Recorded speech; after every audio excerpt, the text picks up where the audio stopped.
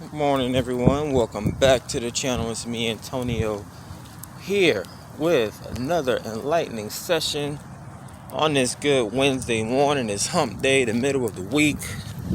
We are out and about, getting some good sunlight in, man.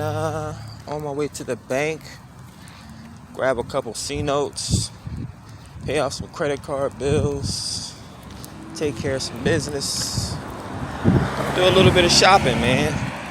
So it's all good, a couple of days away from Christmas. It's a mad dash for employment. The employers are still reaching out to me, even though it's everyone should be off. I noticed the kids are out right now. I'm not sure how many people are off from work right now. I guess adults never get a chance to rest, right? I mean, if we all take the day off, who's gonna keep the world running, right? Especially in the industry that I'm in, customer service. I'm pretty sure someone has to complain about their Christmas tree, or someone has to complain about something, right?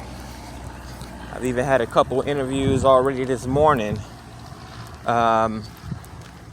People, different places, well-known companies and whatnot, AT&Ts of the sort, staffing agencies reaching out to me for job opportunities.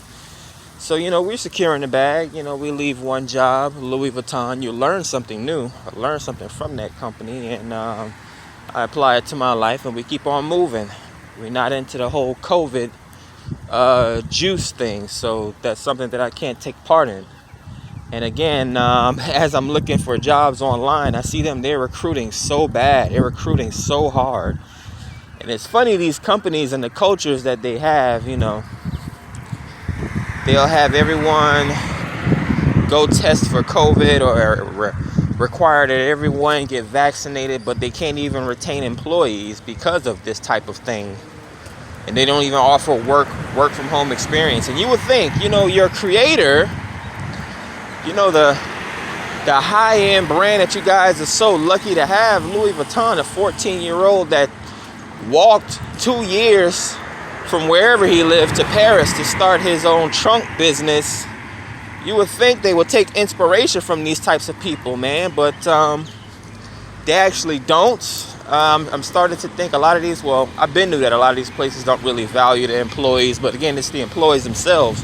If you don't have people like me that stick out like a sore thumb and force these people to change their rules and force these people to raise their wages, I mean, what are you going to do?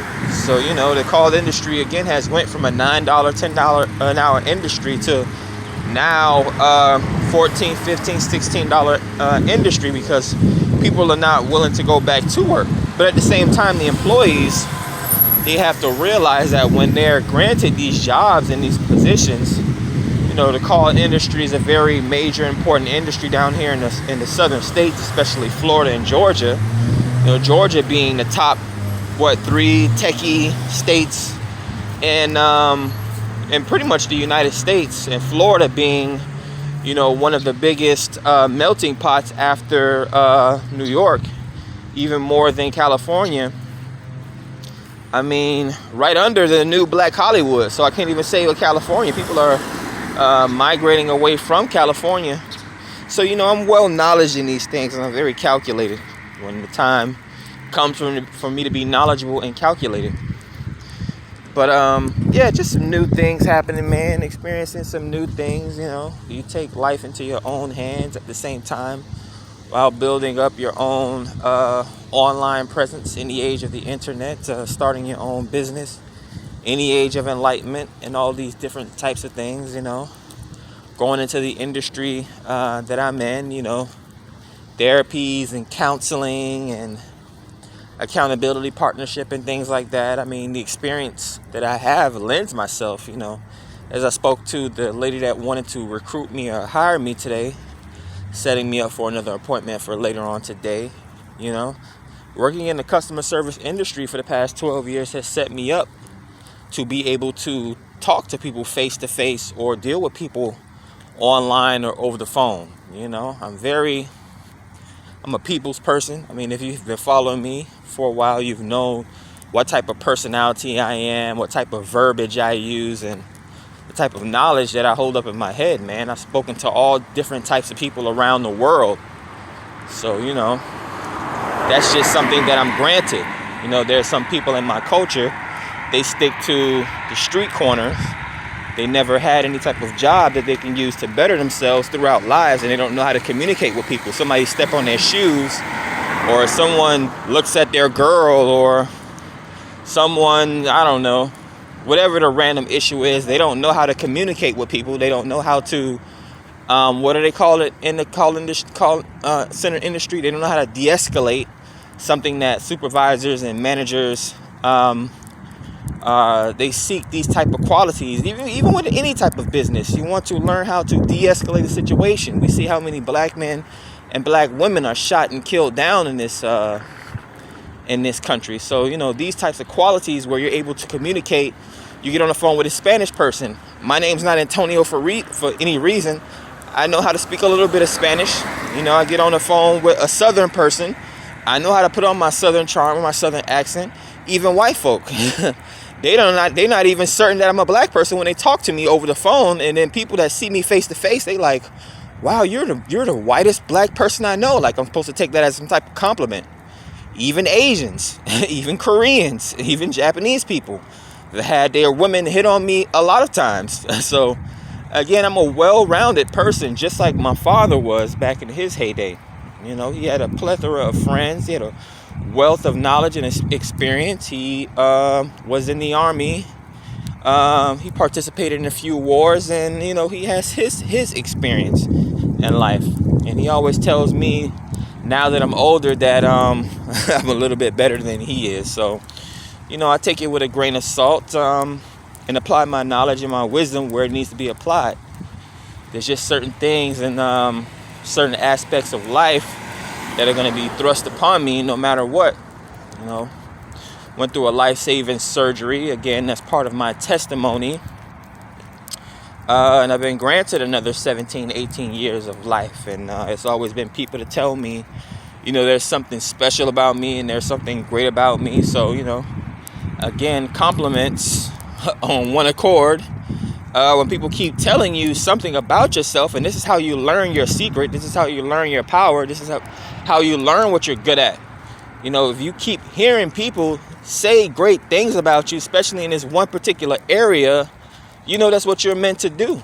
You know, it's just weird, man. I had people tell me all types of things about my voice and how I sound. You know, man, you should be a voice actor, or man, you sound like you know a lot, man. You should be a leader of some sorts, and all these types of things in which I've had to display that potential. You know, when I bought my first car at 23. I drove throughout America, and I ended up at different places where I had to speak in front of large crowds of people. And, you know, we just continue to grow, man. Again, working in the call center industry, I'm pretty sure I've spoken with well over 1 million women, well over 1 million men, foreigners, left and right, wanting to participate in the census and just different things like that. The medical industry, people that...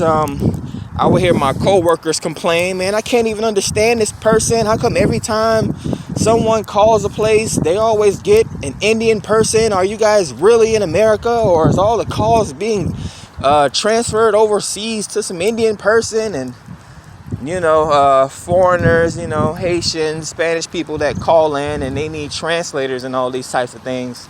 And before I would, you know, just like any of my other associates or co-workers, they wouldn't even take the time to understand these people. They would just escalate the call or transfer over to the people because they didn't want to deal with these types of things. But I was always the type of person to keep these people on the phone and help resolve their issues regardless of the fact, you know. So, you know, very interesting situations, man. Those that would be in leadership positions would look at me and they would always ask me, man, how did you resolve that issue, man? How did you handle that customer and all these different things? And how did you do it? But then, like I said, they don't pay you what you should be paid at the end of the day, which is very interesting. So, you know, using those technical skills in sort of a sense, you know, those very world-renowned skills that people like to, that people covet, man. I take them and I utilize them in my own life, you know, And there's always room to grow, man. I'm not perfect, you know. Hopefully I'm granted another 35 years on this planet to keep roaming around and gaining more accurate knowledge on the things that I want to do. And we'll just take it from there, man. The journey is never ending. The journey is never going to stop, man. As far as my plans go, I have plans, I have goals, I have aspirations and things like that. Some that I've attained, some that I'm still working on at the moment. But even then, man, retirees and things like that, when these people get old and they retire and they have nothing else to live for, they start to die out. Again, the man will die out. He'll retire and he'll die out before his wife because he's the one that's worked the hardest. You know, a woman love ones that really love their husband and ride for their husbands. Once he dies, she's heartbroken, so she dies right after him. So these are the things that I think about, man. Even if my body is gone, my most powerful muscle, which would be my mind, is still going to be able to process and do things, man. I'll be a teacher somewhere, man. Maybe teaching English somewhere or teaching language somewhere, or maybe I'll have a big gigantic family that I'll be able to pass this knowledge and this message down onto, which hence the reason why I have such a why I'm growing my online presence, man. It's not just a book that I'm writing.